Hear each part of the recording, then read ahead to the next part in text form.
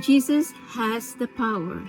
In St. John chapter 10 verse 7 to 18 it says, Then said Jesus unto them again, Verily, verily, I say unto you, I am the door of the sheep.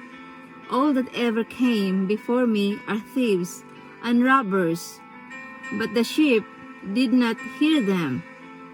I am the door. By me, if any man enter in, he shall be saved, and shall go in and out, and find pasture.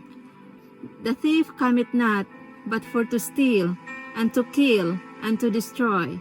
I am come that they might have life, and that they might have it more abundantly. I am the good shepherd. The good shepherd giveth his life for the sheep.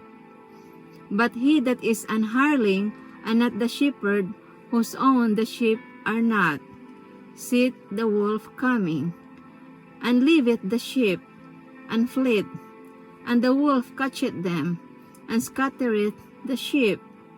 The hireling fleeth, because he is an hireling, and careth not for the sheep. I am the good shepherd, and know my sheep, and am known of mine. As the Father knoweth me, even so know I the Father, and I lay down my life for the sheep. And other sheep I have, which are not of this fold.